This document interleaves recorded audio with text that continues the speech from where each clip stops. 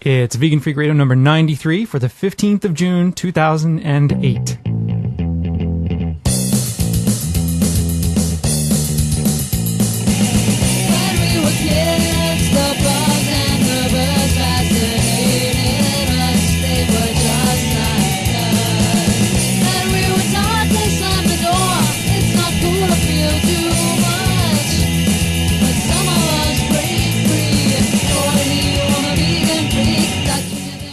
Coming to you from high atop their elite fortress of moral superiority, here are your protein-deficient hosts, Bob and Jenna.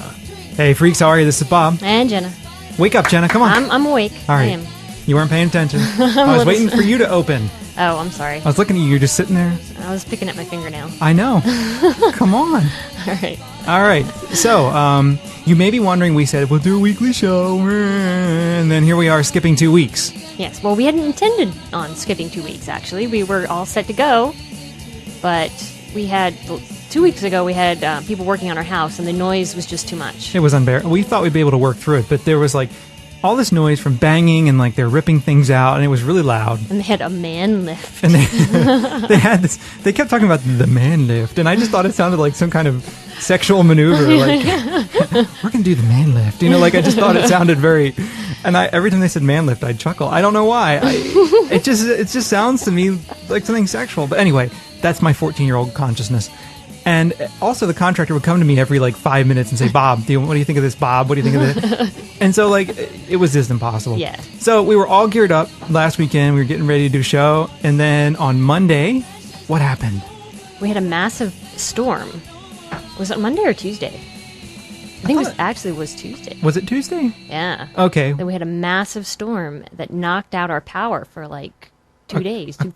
Yeah, for a few days, actually. And our internets. Our internet was out for a long time. Actually, we got our power back before we got our internets back. So either way, we were screwed because we couldn't post a podcast. We have no internet. That's exactly right. So we were without power for a while. And man, I'll tell you, it just made me feel...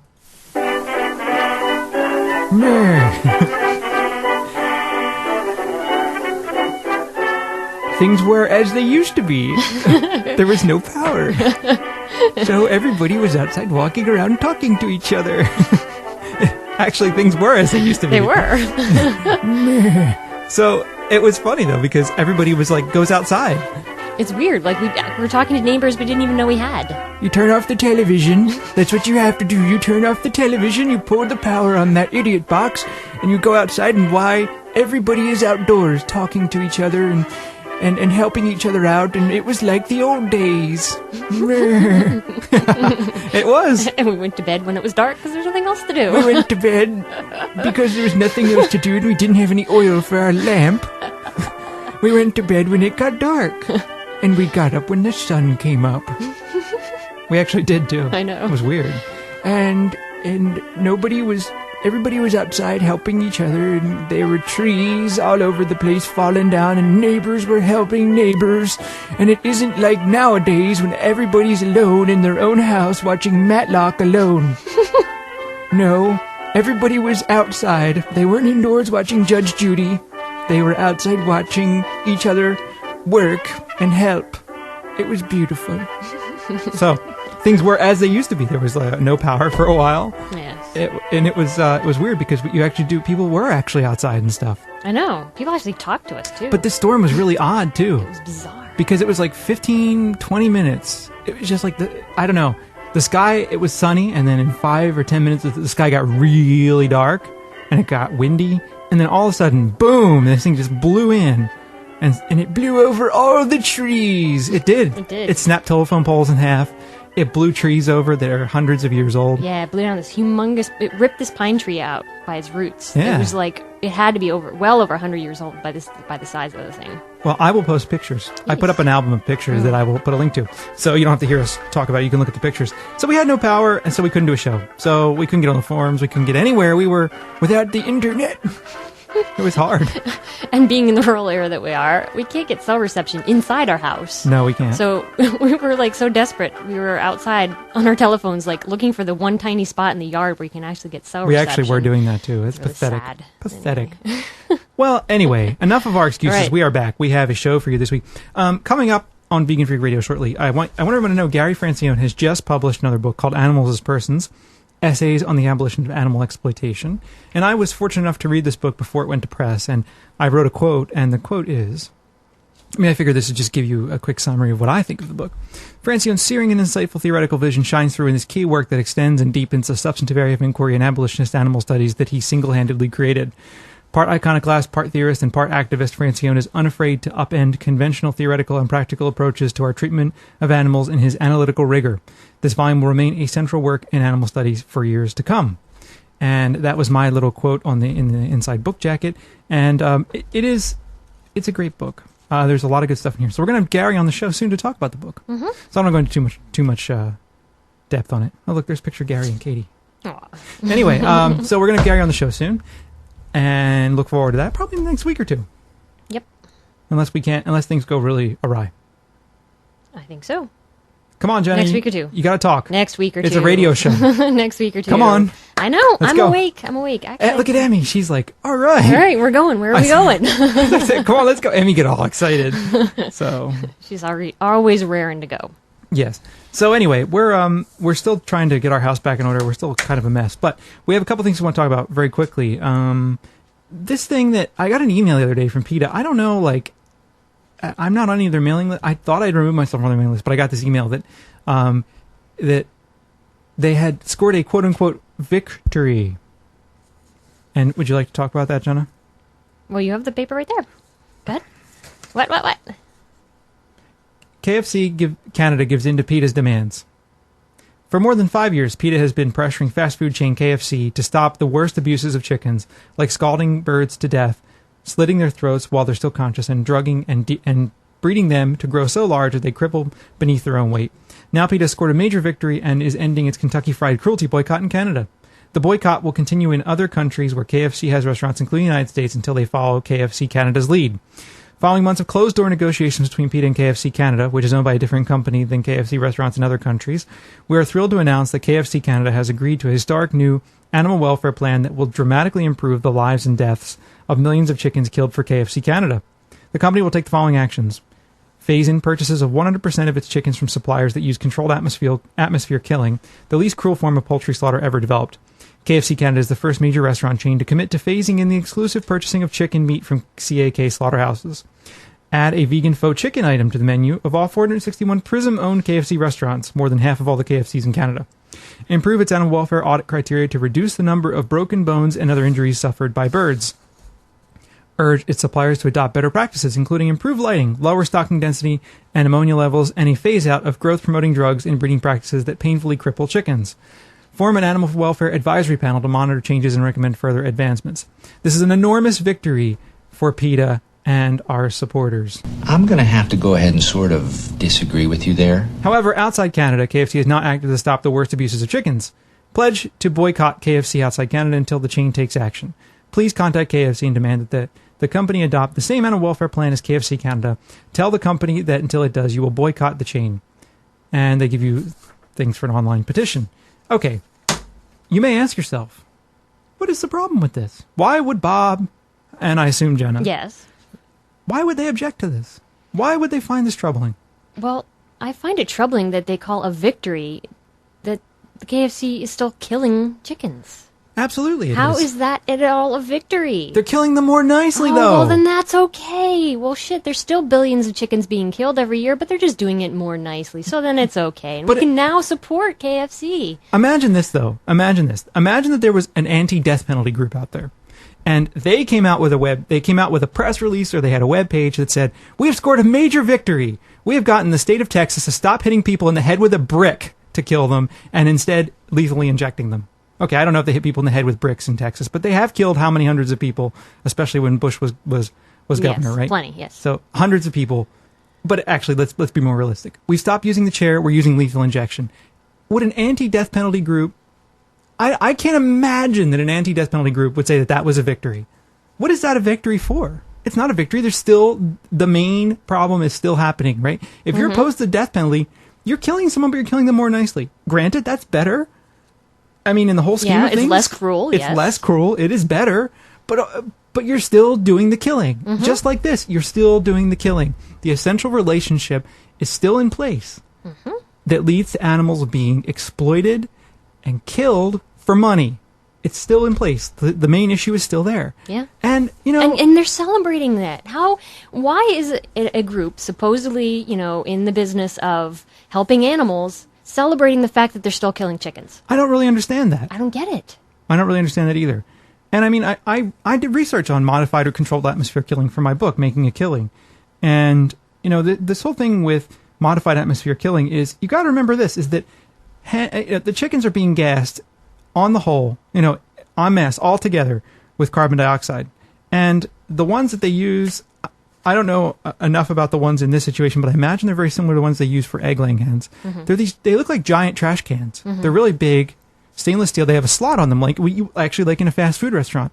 You know, they have a slot on the front, like a trash can, and you just stick the chicken in there, and then you gas them, and they die in this bin.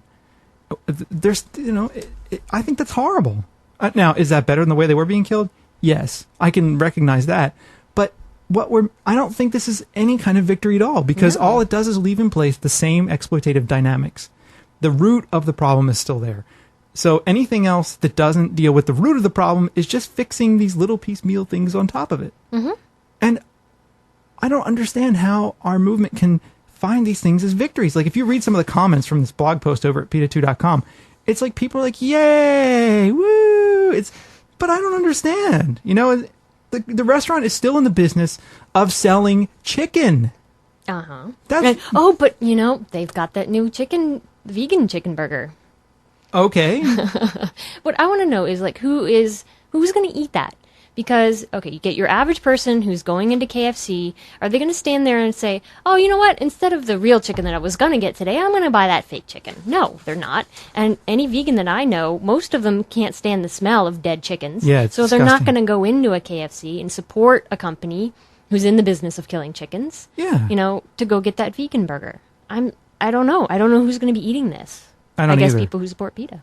But this is what it does, though, is I think this is the most insidious part of it, actually.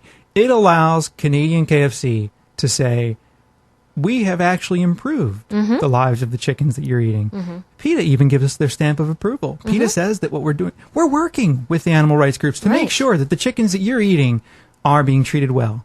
And I think that that's really troubling. Because it makes people feel better about eating chickens. It does indeed.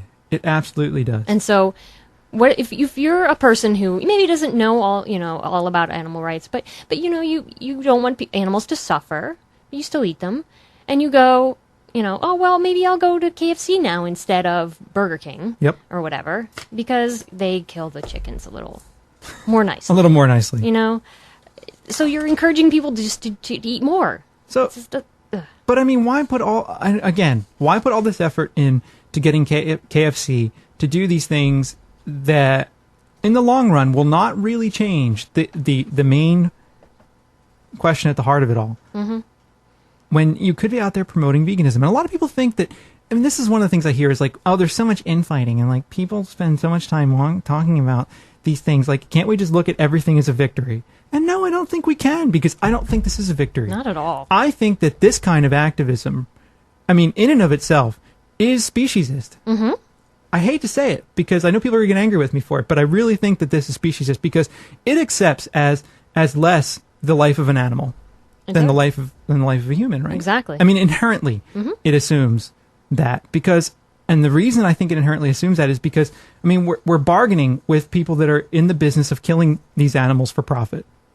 Yep. And if we're serious about what we mean, if we're serious about really abolishing these practices, we need to be there talking about abolishing them altogether, not making them a little more nice. And I think, really, I do think that, I do think it is in every way deeply troubling that this is what's called a victory. I agree. I think it's bullshit. Yep. That's what I think. Definitely. So, now what? I don't know. That's what I don't know. Right. A lot of, what? What? Go ahead. No, I'm no, done. What were you going to say? I don't have anything to say. I've been talking constantly. It's your turn. All right. No, I've been commenting. Don't fight. I think we don't have a whole lot for the show today, but we have some voicemails. Okay. Time once again for some vegan freak voicemail. Maybe we'll hear from a hot chick or a choice male. Callers make us happy and help us keep our sanity, even if all they wanna do is fucking complain about the shitload of profanity. Hey guys, it's Bianca, Dairy-Free Yoga. I have some great news. I'm coming up on my 1-year vegan anniversary. Woo-woo! Never thought I'd make it that long. Surprisingly easy. I have my very first vegan convert. My sister's boyfriend decided to go vegan after being vegetarian for about 6 months. And he wanted to thank me because I just graduated from college a couple of weeks ago by buying me a gift certificate somewhere for, like, thanks for, like, changing his life kind of thing and, like, showing him the way. I bought him Vegan with a Vengeance, and I'm just really excited that that happened to me and to him, and thanks to you guys. So, vegan convert, #1, 1 down and a million more to go. I love you guys. Great show. Bye. Well, thank you. Congratulations. Yeah, and I wanted to play that because I think it's a really good example of what a great positive example can do for veganism. I think so, I mean, too. Yeah, it's one more person who became vegan because you helped that person. You know, he probably had a lot of questions. You sit there and answered them. You were a good example. You said, hey, here's what you can eat, showed you what to eat and everything. This is kind of vegan education, with the people you know in your lives. You don't even have to try that hard. A lot of them will come to you. I actually think this is the most important part of veganism, too. Exactly. The day-to-day living. So I think this kind of positive thing is really important. You may think, oh, it's only one person. That's one more person. That's great. And that's one more person who may go and get another 10 or 15 people to understand that. Mm-hmm. Or hundreds or thousands or who knows. Exactly. So I think that, I actually think that's the most important aspect of veganism. I mean, you're not participating directly in animal exploitation and in the cruelty, but it's also like a lived form of protest in your everyday life that makes people think. It creates that moment of cognitive dissonance, like, why would this person do that? Mm-hmm. So I think that's very good. Exactly. And congratulations on a year being vegan. Good stuff. Hi, Vegan Freaks. This is Carla again. I called and left a voicemail a couple of weeks ago. All right. So a couple of months ago, me and my friend were out at a restaurant, and she started talking to me about veganism. And this friend of mine, she volunteers at the homeless shelter. And she was, like, saying, well, that's my priority, and your priority just happens to be, like, veganism and more, like, saving the animals. And she was like, well, how do you justify being vegan when, like, there's so many people that need your help more than these animals? And I didn't really, like, know how to address that. And I was trying to tell her that, like, you can really do both, I mean, she could be a vegan that happens to work at the homeless shelter, She doesn't have to only have one priority. But then, like, she was asking me, well, then why don't you volunteer at the homeless shelter and stuff? And I really just didn't know what to say to that, and I kind of, like, blanked out because obviously both are really important. So, I don't know. I just wanted to know what you guys had to say about that. And I'm really excited that you guys are doing a podcast every week. Tuesdays are my new favorite day. And I love you guys. All right, bye. Well, one of the things that I always say is, humans are animals too. And that just because you fight for animals does not preclude you from fighting for humans. Mm-hmm. And therefore, you can do both. A lot of people who are into human rights, think of animal rights as something like that has to be completely separate. It does not. You can do both. Yeah, you absolutely can. And a lot of people who say, I think what that is a way for a lot of people to really ignore what is an essential issue, and that is the inequality between humans and animals. Mm-hmm. And I raise the point in my book that one need not be an animal rights activist in everything to be a vegan. I mean, being a vegan is just one more way of living your life in a way that recognizes the problems with the inequalities between people and animals. Exactly. So you can be, against sexism, you can be against racism, and you can be against speciesism all at once. Absolutely. And you might not, you might spend more time in activism in doing one area over another. It might be where you feel more comfortable, but it doesn't mean that you're going to actively go out and be sexist or racist, That's right. So, and I raised that point in Making a Killing. I mean, I tried to talk about the practice of veganism and why, even if you're not, like I said, like you're not going to be an animal rights activist, it still makes sense to be a vegan because it is just another way of living equality in your life and of highlighting the essential importance of equality. And so when your friend says to you, why aren't you working at the homeless shelter? Well, that's a good question. Mm-hmm. I mean, why not work at the homeless shelter? Sure. I don't think there's anything inherently wrong with that at all. And there's nothing wrong with recognizing that all of these issues, I think, are interconnected insofar as there's like a similar system of oppression behind them. There's a similar system that justifies the inequality between all these different groups. Mm-hmm. And so I think a lot of people who are, for example, anti-sexist, right? A lot of those same people are also anti-racist, though anti-racism may not be the main bulk of their work. Exactly. But they don't live as racist in their private life simply because they're working against sexism. Right. And similarly, if we're anti-speciesist, we should also be anti-sexist and anti-racist. Mm-hmm. I guess what I'm trying to do is to look at all these things together as kind of a unity of oppression, as they all have similar roots and similar problems, and that we really need to kind of address all of those problems thoughtfully and together. Yeah. Am I making any sense? Definitely. You Okay. are. So, in response to that, I mean, oftentimes, I think a lot of times, what comes up is this kind of marginalization of veganism, right? Mm-hmm. Because people don't want to deal with it, and there's also this whole thing like, well, humans are more important, and we need to deal with human problems first because the human problems are so much worse, and humans suffer so much more acutely. And there are really deep human problems, and the animal rights movement has done a very shitty job of dealing with human problems, Mm-hmm. and of dealing with issues of class and issues of race and issues of other kinds of issues of equality. And in a lot of ways, we have marginalized ourselves in that way. Mm-hmm. I think we need to be very conscious about fighting against that and actually moving out and being integrative and trying to pull together all these different kinds of movements and making them kind of one.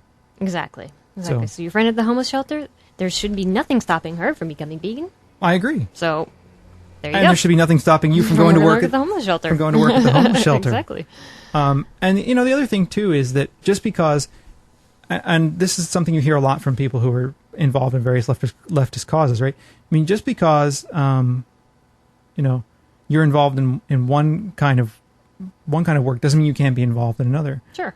And so, actually, a really famous leftist, Michael Albert, I think his name is. Is that right? I don't know. The guy from Z Magazine. He makes the same mistake when he talks about how we really need to pay more attention to issues of sexism and issues of racism than the issues of animal rights. And I think that what he misses there is that, again, he presumes that the roots and branches of sexism are really inherently different than those of speciesism. And I think he also ignores the fact that we can simultaneously do both, right? He assumes that we can't simultaneously work on two causes, or that we cannot simultaneously fight injustice, sexism, while fighting the injustice of speciesism. We can fight those things together. Exactly, because they share that common root of oppression. It's do. creating an other and then using some sort of justification to do bad things to that other, basically. Absolutely. That's really pathetically put, but there you go. No, I think it's true. All right, moving on. Okay. Hey, Bob and Jenna, I really love the show. I'm not a vegan myself. I'm vegetarian, but very sympathetic to veganism and studying more into it lately. And I definitely see the moral inconsistencies of vegetarianism, but, I'm cutting down on what I'm eating and being more conscientious. But dude, you can't cut down. Just do it. Just get rid of it. You just have to stop. Yep. I know there are a lot of different approaches out there, and I've heard people say different things, but I honestly think the only way to go, if you want to go vegan and you understand the reasons behind it, is to just stop immediately. Give the stuff away, do something with it, and stop. Because otherwise, it's just this process of weaning. I'm weaning myself off of it. I'm doing this. And you almost never get there. It's like that frog who's jumping halfway each time to the line, right? Eventually, the frog, you're always dividing the distance by half, right? So you just do it. Just stop and decide you're going to do it, and just go. Pick a day and do it. I agree. But my main concern, I'm going to college in fall, and being that I live in southern Georgia, I'm going to Statesboro, Georgia Southern, and so I didn't know who I was going to room with. So online they gave me 3 random guys, and so I look them up on Facebook, and one of them, I talked to one of them, haven't talked to the other 2, but I was like, hey, what's going on? How you doing? And he's like, yeah, I'm doing all right. What kind of stuff you into? I was like, reading, philosophy, psychology, all that kind of stuff.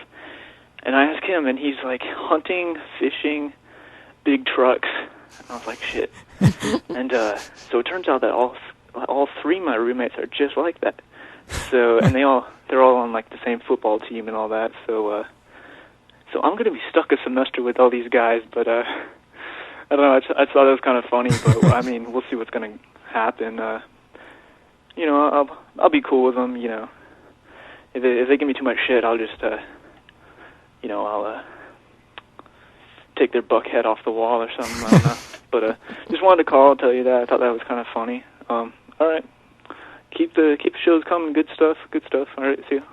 Well, listen, if I can get along with a Republican roommate, that's true. For 3 years, and neither of us strangled each other. Surprisingly, no, we actually got along very well. Yeah.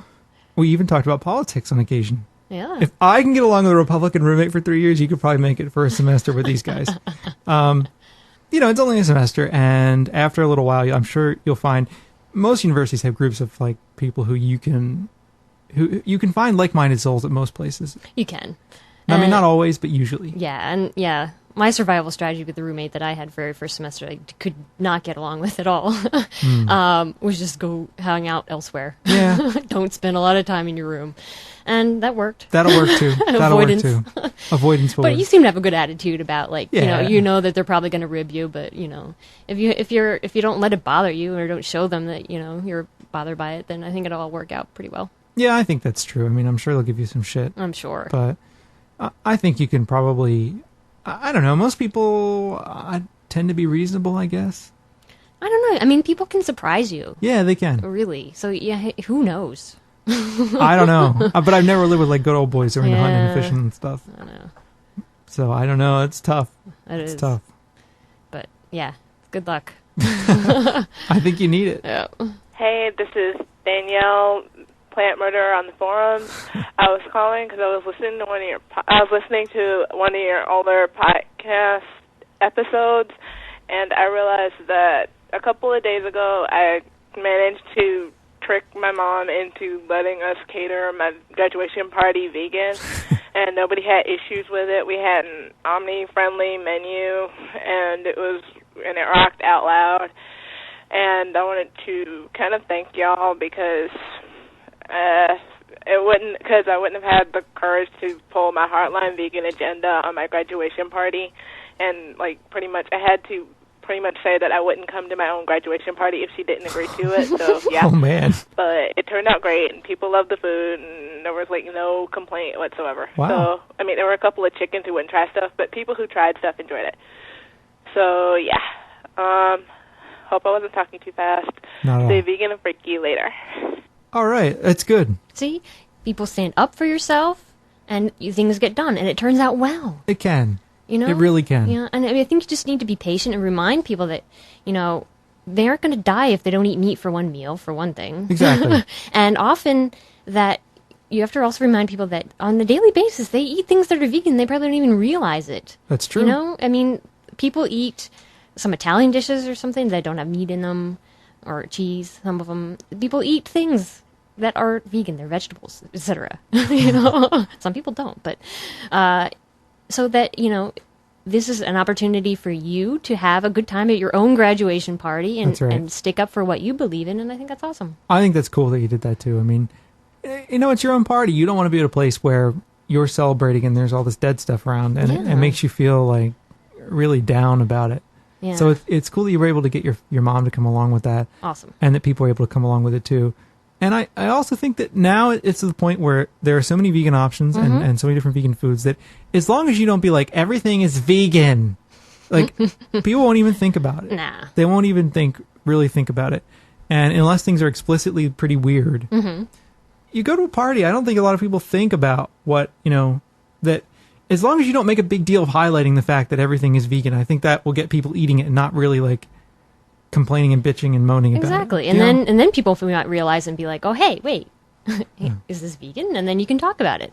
But yeah, I think people are more like, free food, woo! Cool. So. All right. And congratulations on your graduation. Hey, Vegan Freaks, this is Dave in L.A. Normally I'd call up to rant, but I wanted to talk about a couple of cool things. I work in a large manufacturing printing plant, and most people here almost all of them, in fact, are meat-eating, hunting, fishing guys, and they really don't know what to do with a vegan freak like me. But I've been here for many years, and some people have actually grown to be tolerant of me. Cool. But anyway, a cool thing happened recently. We get salesmen, vendors coming in periodically, and they buy pizzas for the crews as sort of a thank you for testing the product or whatever.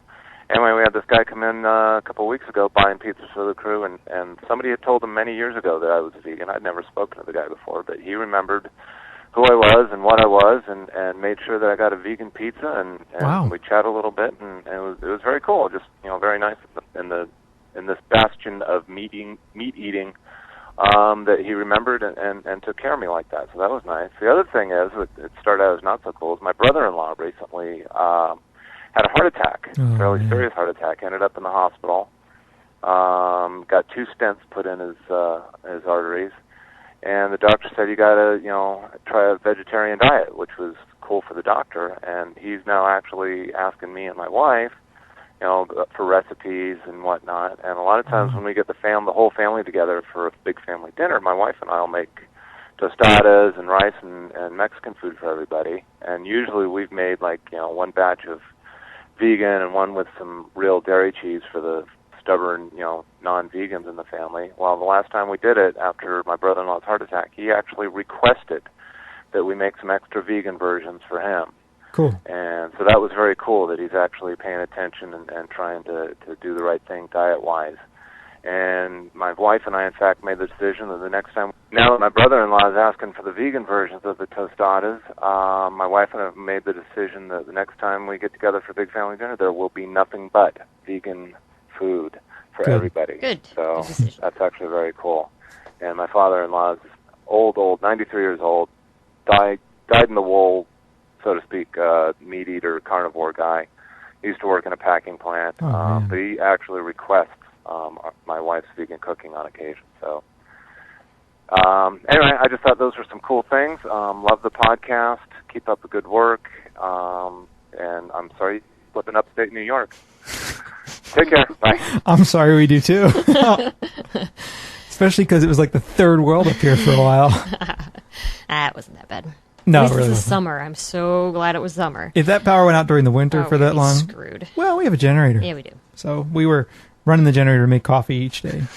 And our refrigerator. And the refrigerator. So, yeah. But yeah, those are all cool things. It's always nice when people surprise you, when they're really into it. And they're very accommodating and, don't make a big deal out of it. And even if, in the past that they hadn't been, but they come around because they see it over and over and over again, they get more used to it and, probably want to try it. And I think it's great that your brother's turning his diet around. And I'm sorry he had a heart attack, but it's great that he's doing something now. And it's also interesting to hear that a doctor had recommended vegetarianism. Or veganism, I don't know which, but anyway, that recommended vegetarianism because I think a lot of times doctors are hesitant to recommend such drastic changes. I mean, I know our doctor told me after I had a pretty interesting health turnaround, which I talk about on what show? 60-something? I think it's show 66, actually, where it's the health show. I had a pretty radical turnaround, and it was because I changed the way I ate pretty radically. And she said to me, this is great. These are really encouraging results. And I said, well, why don't you get more people to do it? And she was basically like, well, you're young. You can do it. You can make these changes. Other people can't. And I don't think that's true. I think people can change at any age. I think they can too. And I think also if people are given, I think if doctors were to actually tell people, look, these are the things that you must do, or you will die. You could die if you don't change. I think a lot of people will do them. Not everybody, but a lot of people. I think so, too. I think a lot of people don't even realize that it's an option. A lot of people don't even make the connection on a daily basis as to what you put into your body affects how you feel or affects your health. I mean, they just don't think about it. They might realize it at some level, but they just don't think about it. I think that's true. I don't think that they think they can change. If someone motivates them to change, I think more people would. I think that's true. So. And the other thing, too, is that what it sounds like was going on as well is that maybe people change and they start to feel better. They start to see changes in their numbers, their health numbers. And then they realize that, wow, this change is actually really working, and they continue to stick with it. Yeah. But the sad part, though, is that we are in a food environment that is completely toxic. Completely. I mean, it is so easy to get things that are so bad for you, even vegan things. Mm-hmm. I mean, Christ, vegan cupcakes, like everybody loves vegan cupcakes, right? And vegan cupcakes are very good, but I mean, they're not good for you. Not at all. And so we're in an environment in which you can constantly get access to things that are very bad for you. Potato chips, very sugary sodas, French fries. There's all kinds of things that you can eat that are ridiculously bad for you that are very easy to get your hands on. Oh, yeah. And so we're in an environment in which, we're starved for time. Food never judges. No, and food makes you feel good. Eating these kinds of food activates the pleasure centers of your brain. So, of course, you're going to want to eat more. Yeah, I think that's true. So of course. It's really hard. I mean, in truth, it's really hard for people to stick to a lot of these changes. And I think it's because we live in an environment that's very toxic. I think it does require some willpower. But I think, again, if more doctors were to come out and say that was that people should do it, I think more people would do it. I agree. So, and anyway, congratulations on getting your family to come around for a lot of these things too, and getting them to like these, to realize that vegan food doesn't necessarily have to taste like a bunch of twigs and Cardboard. rocks from your backyard. Exactly. Hey, Bob and Jenna. It's Dave from Buffalo, New York again. I just wanted to leave a comment about someone that called in, I think it was like 2 shows ago, probably 3 by the time this comes around, about a girl that was upset about when she went out to dinner with her family, there was nothing to eat because everything had dairy and whatnot in it. And if it was very limited. Going out to eat is tough. I just have some advice for what I do personally is I bring around a man purse with me with ingredients that I can make stuff out of. I bring a coffee creamer with me so I can have coffee wherever. I bring a little thing of Earth Balance butter in case I need to butter something while I'm out. And another thing is for the vegans out there that eat the fake meat, what I've done and what you can do is get a little Tupperware container, heat up some fake meat with some basil and spices and garlic, and have a container of it. And wherever you go, like a buffet or something that has rice or whatever in it, just dump the fake meat in there, and you've made yourself a meal with wherever you're at. And also what's happened to me in this situation is people are like, oh, what do you got? And so they get to try this fake meat and find out that it's not that bad tasting. And it even gets them talking if they don't know you're vegan. There you go. But that's a very good solution because I know that it's very hard to eat out while you're a vegan. It's very, very difficult. I find eating at home being a vegan isn't nearly as hard as I thought it would be. Yep, so, it's a good idea just to carry ingredients with you. So, and Bob and Jen, I'd kind of like to know what you do, or if you do that, or if anyone else out there has any kind of suggestions like that, because, that really sucks when you want to go out and have something and you need to enhance to whatever is there, like iceberg lettuce, which I don't really know what to tell you there. I've made some vegan ranch dressing, and that might be a good idea, too. So, just have a little food kit with you. Screw it, that's what I do. I don't really care what people think, but you have to do what you have to do. Exactly. Okay, take care, freaks. Oh, I'm glad you're back. Loving the podcast that they're back. Thanks, bye. Well, I think that's a great recommendation. Yeah, you are well prepared. Absolutely. And I think that's what you have to be. You have to take care of yourself. You can never expect anyone else to take care of you. I agree. The times I had to eat out, and I had to eat out a lot in the fall, actually. I was very busy with work, and I had to go out to eat with people from work a lot. I never had any problems. I would just simply say, I need something that doesn't have any animal products in it. What can you do for me? And often they'd come back with a list of things they could do, or they come back with a dish that they could do, or they come back with suggestions. And even up here, we live in rural, like I said, in the rural butthole of America. I've never had any trouble with that. No. I mean, people can be surprisingly nice and accommodating about it. I mean, sometimes, of course, people can be assholes. Yeah, they can be. Complete and total. But, we go to this one restaurant, there's like 2 things on the menu that are vegan, which the 2 things that we end up ordering. Yeah. But they're always so nice about it. We get a pizza without cheese, and now they know our order. Like, oh yeah, you guys are the no cheese people, and That's right. they're so accommodating. And so we basically just try to find one of the 2 things that can be made vegan on the menu, and then ask to be, make them the vegan. Or, if there's absolutely, we're in a place where you cannot get anything or very little, you go and eat something afterwards. Yeah, that's what I usually have done. I'm never as prepared as Dave is from what he described. I can barely like get myself together in the morning and get out the door. Like, so I'm not that prepared in general. But if you can be a prepared person like that, that's fantastic. Yeah. And I think that's a great way to do it if you can do that. Yeah. But I've never really had. I mean, I'm trying to think if I've ever had any difficulties eating out, even in non-vegan places. If I ever had any real troubles, and I really can't think of a time that I have had real difficulty. I can't either. Off the top of my head. I mean, there have been times when I've been places and there's not been a ton of vegan food. Right. But more often than not, I haven't had a ton of difficulty. And, I don't think the places around here are particularly accommodating. Like, I don't think some of them are, but I think in general, it's, you run the gamut of places that are willing to help and not willing to help. Mm-hmm. So. Yeah. Yeah, I remember like one restaurant up here with the least accommodating one. I ended up just having a salad, and at the time, well, it was fine. We just had our salad and had something else to eat. What restaurant was that? In Maxfield's. Oh, yeah, they do suck.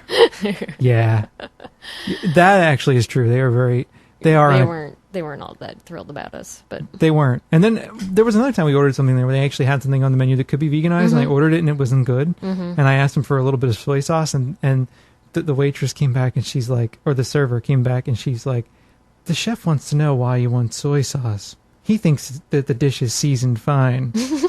And I was like, fuck you. Well, he's not the one eating it. Exactly. Like, oh, please. I don't think it is. It's like, all right, look.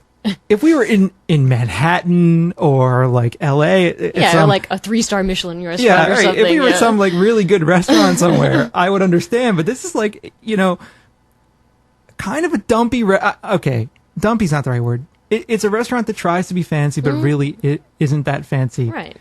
In Potsdam, New York. I mean, come on. It's like, oh, the chef thinks it's seasoned fine. Like, this is my middle finger. Take that back to the chef, will you? I mean, that just drove me up a wall. So I don't like that place. They have a lot of beer there, good beer. That's true. They have not. You're right. They have not been very accommodating there. Yeah. And they made us a pasta dish though. Yeah, once. That's true. It depends. Sometimes it depends on the day. Like you go and somebody's grumpy and somebody's not. But. And I find a lot of people, like, we get some emails and voicemails that people don't want to make a pain in the ass of themselves. They don't want to ask questions and everything. But, like, Dave just said, you got to do what you got to do. That's right. To make yourself eat vegan, Yeah. And B, people do make these kinds of requests all the time. We've been where people were like, I'm on an Atkins diet and I can't have my bread. And, it's like... Well, if you had an allergy, you would have to ask certain things. You're not making a pain in the ass of yourself, and you just have to. You eat what you want. You're at a restaurant. You should be able to eat what you want to eat. Yeah. To a certain point, and be accommodate. You're a customer. And I always whenever I'm accommodated, I always try to be very, very clear about being thankful for it. Mm-hmm. I try to tip very well when I've been accommodated, very well, and I always try to make a point of letting people know that I'm really grateful for it, because I know that this requires, like, I mean, you're working in a service industry. People have to go out of their way to do this. It's a deviation from the normal routine. It slows them down a little bit. I understand that it's frustrating in a sense if you're cooking or if you're wait staff, that you have to deal with these things. It can be a very frustrating experience. So I try to be very thoughtful about that. I try to be nice to people about it, and on the whole, that has usually worked for me. And I think that that's very important to do. But like you said, when it comes down to when someone's allergic to something, you would never have any qualms about saying, look, I can't eat out of a pan that a fish was cooked in. Right. No, if you're allergic to fish and it could kill you, no one's going to be like, oh, shh, you're going to be rude. Right. You know what I mean? Exactly. Now, veganism, it isn't like if you accidentally consume a little bit of dairy, it's going to kill you. But I think, it's your dietary preference and the way you want to live. Exactly. I mean, it could be extremely disturbing if you accidentally get some dairy, So it is kind of a thing. Or it can make you sick. Exactly. I mean, depending. Yeah. So I think that's just fine. Mm-hmm. So let's close the voicemails. 267-295-1944. Write the number down on your refrigerator door. Add the 001 country code if you call us from Vienna. That's how you leave a voicemail for good old Bob and Jenna.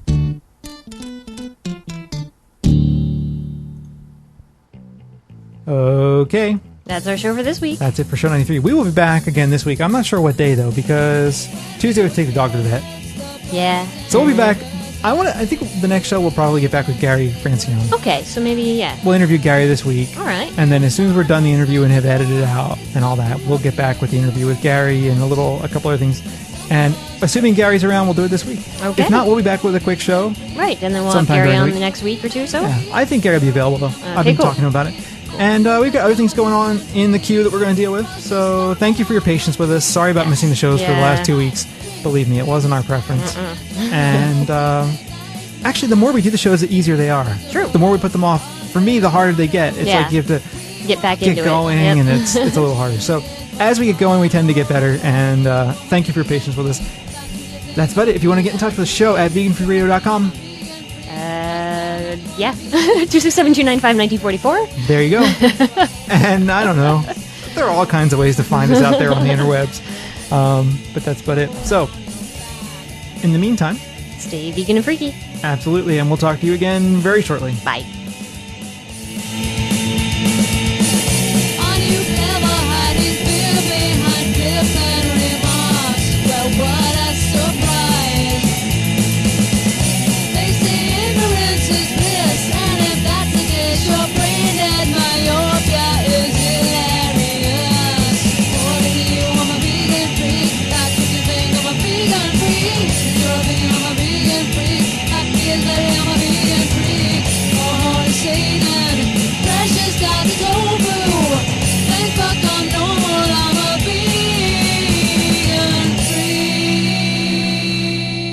Who here can tell Bob what critical thinking means?